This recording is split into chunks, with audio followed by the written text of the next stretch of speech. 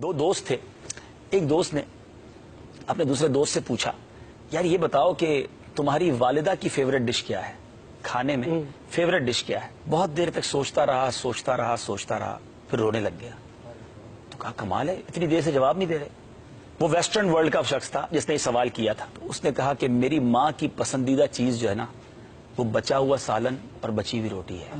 अब उसके पस मंजर में उसने पूछा ये क्या बात की। और मैं अब आज अपने दिल के तासुरात पेश कर रहा हूँ। आज मेरी उम्र 40 साल से ज्यादा हो गई है। मुझे आज तक याद नहीं है कि मेरी माँ ने कभी खाना बनाकर ये कहा हो कि ये मेरी आज पसंदीदा चीज मैंने बनाई है। और ये हम सबके साथ हुआ होगा कि माँ ने कभी ये नहीं कहा होगा कि बेटा आज बिरयानी बनाई है, ये मुझे पसंद है। माँ ने कभी कहा होगा कि बेटा ये आज मेरे बेटे की पसंद की मैंने बनाई है, या हमारे वालिद साहब के पसंद की बनाई, या छोटी बहन की पसंद की बनाई। और माँ ने क्या खाया? जो हमने बचाया, जो हमने छोड़ा। ये है माँ। कभी उसने अपनी जात के लिए क्या सोचा? हमने बल्कि फरमाइशें कर करके, हम दो भाई होते थे, ये हम सबके घर की स्टोरी है। हम दो भाई थे या दो बहनें थी, तो अम्मी मुझे ये खाना है, तो मुझे वो वाला अंडा खाना है, तो मैंने आज चावल नहीं खाना। तो माँ ने दोनों के लिए अलग अलग खाने बनाए।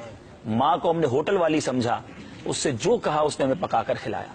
कभी ये सोचा कि माँ ने अपने लिए आज क्या पकाया? मगर माँ हमारे बचे हुए खा के खुश होती रही, हमारी प्लेटें साफ करती रही कि मेरे बेटे ने बचाया तो चलो मैं खा लेती हूँ, बेटा आप थोड़ा और निकाल लो, बच जाएगा तो मैं खा लूंगी।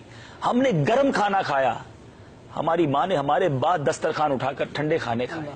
कभी अपनी फरमाइश से, मुझे तो याद नहीं पड़ता कि माँ ने यह कहा हो कि बेटा आज मैंने अपने पसंद का खाना बनाया हो।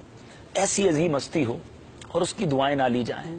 जिनकी माएँ हैं उनकी दुआएं लीजिए, उनकी खिदमत कीजिए। अगर बूढ़ी हो गई हैं तो अब उन्हें तकलीफ ना दो, उनकी खिदमत करो। बहुत कर लिया उन्होंने हमारे लिए।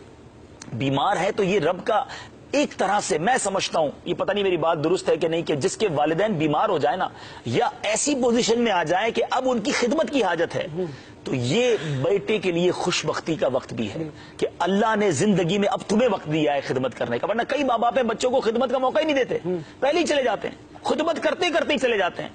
अगर अब मौका आया है तो इसको बोझ न समझो, ये अल्लाह का शुक्र भी इस हवाले से अदा करो कि या अल्लाह इन्होंने जाने से पहले मुझे अपनी खिदमत का कोई मौका दे दिया कि मैं जाते जाते इनके दिल में कोई ऐसी बात छोड़ जाऊं कि ये दिल से मेरे लिए कोई दुआ कर दें, और ये दिल में ये लेकर जाएं दुनिया से कि हमारे बच्चों ने हमें तन्हा ना छोड़ा था।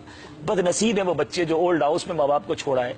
बदनसीब है वो बच्चे जिन्होंने सर्वेंट के नाम पर, मुलाजमीन के नाम पर माँ बाप को हवाले कर दिया। ऐसा ना करें, जितना हो सके इनकी खिदमत करें। ये कारोबार, ये दुनिया, ये हमारे बच्चे बीवी सब बाद में चलता रहेगा। ये माँ बाप चले गए तो फिर याद आते रहे।